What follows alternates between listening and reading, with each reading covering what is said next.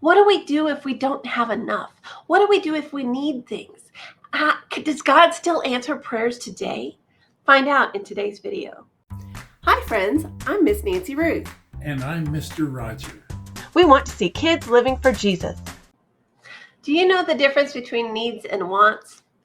A need is something you need to be able to survive. This is things like food, water, air, sleep, clothing, and shelter from the elements or from bad weather.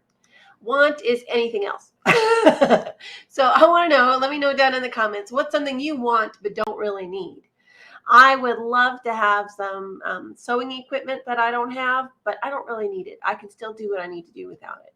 So just as a reminder, if you would like a family discussion guide based on this passage, you can click the QR code or join the E-team in the link in the description below.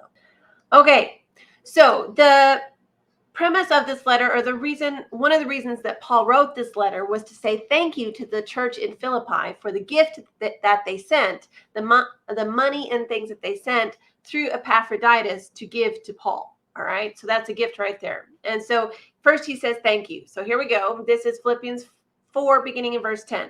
I rejoiced greatly in the Lord that at last you renewed your concern for me. Indeed, you were concerned because of Paul's need, but you had no opportunity to show it until Epaphroditus came. I'm not saying this because I am in need. Okay. Uh, Hold on. We'll get into all this weird stuff. Okay. It seems to be contradicting itself, but it's not. So hang on. I'm not saying this because I am in need, for I have learned to be content in whatever the circumstances. That's the key. Okay. So what does it mean to be content? That's important to know. Content means to be satisfied or happy with what you have. Happy with what you have. Okay, so that's understanding the difference between needs and wants, and knowing that you have what you need, or God will supply what you need, and you don't need the things that you want, which would be nice, but you don't really need to have them. Okay, so Paul continues, I've learned to be content in whatever the circumstances. Okay, he's going to explain more of this. I know what it is to be in need, to not have the needs that you need to survive, not have enough food or water or clothing or shelter or whatever, not have enough of what you absolutely need. And he knows what it is to have plenty, to have more than what you need, to have several of your wants as well. I have learned the secret, Paul says, of being content in any and every situation, whether well-fed or hungry, whether living in plenty or in want. So not having enough needs or having more than enough needs and some of his wants and things too. Okay. Here, check this out. I've learned the secret of being content in any and every situation. He's going to tell us the secret. Ready? I can do all things through him who strengthens me. Does it surprise you that this verse is here? You may have heard this verse before. Does it surprise you that it's in this context, this discussion of needs and wants? Well, look, it's all about the secret of being content, okay? Being happy with what you have, knowing that you don't have to have your wants, and whether you have a lot and more than what you need or you don't quite have enough, it doesn't matter, because I can do all things through him who strengthens me.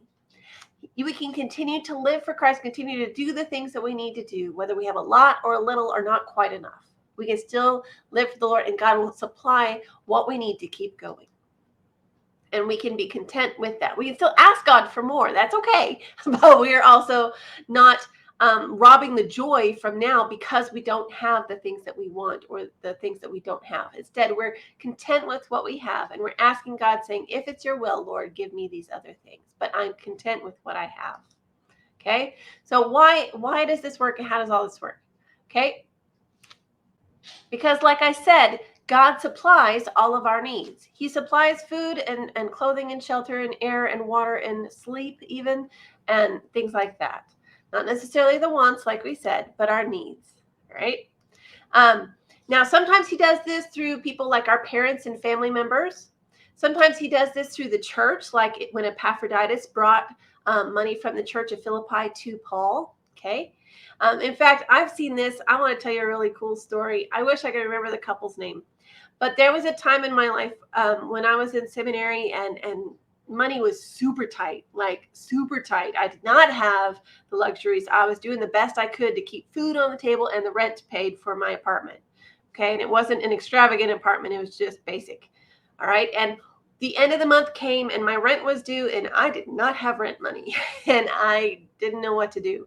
So I didn't tell anybody. I felt convicted to only tell the Lord about my need. And I told him exactly how much money I needed to be able to pay the rent.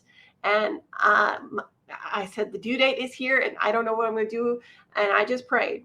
And at church on that Sunday, a couple came up to me and handed me an envelope. And they said, the Lord told us to give you this. And I opened it up. It was a check for the exact amount I needed to pay my rent. Okay. God still works today.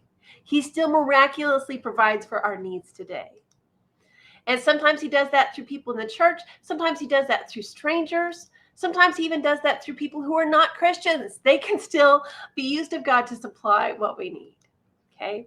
There's a really powerful testimony by George Mueller. He was a man who lived in the 1800s, and he was convicted to only tell the Lord about his needs. And as a result, the Lord did amazing things. He founded an orphanage and provided a home for hundreds of boys and girls that didn't have anywhere else to go, and provided a safe and wonderful home for them. God provided all of their food to feed all of these people, the salaries and the needs of the staff, as well as money for construction and buying property and building a place for all these people to live. It's pretty incredible. And all of that through the power of prayer. George never told people how much money he needed or that he needed money. He only told the Lord, and the Lord provided in mighty ways. And I'm going to link to a biography, a video up here, or I wrote a blog about it based on a book, and you can read about that in the description below. But it isn't just a back in Bible times thing. It isn't just an 1800s thing. God still works miraculously today to answer our prayers. Okay, Lord, we present to you now the needs that we have, and even some of our desires, which we know that you may or may not give us, but the things that we need, we bring that before you right now. Work in miraculous ways to provide for our needs, Lord. To you be the glory. Amen. Okay, let's keep going. Okay, so Paul didn't want to be ungrateful, so he's continuing in his thank you for the gift. He says, yet it was good of you to share in my troubles.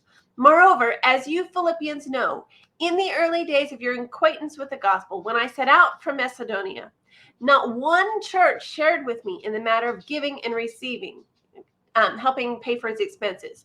Only you, the Philippians. For even when I was in Thessalonica, you sent me aid more than once when I was in need. So God provided for Paul's needs there too.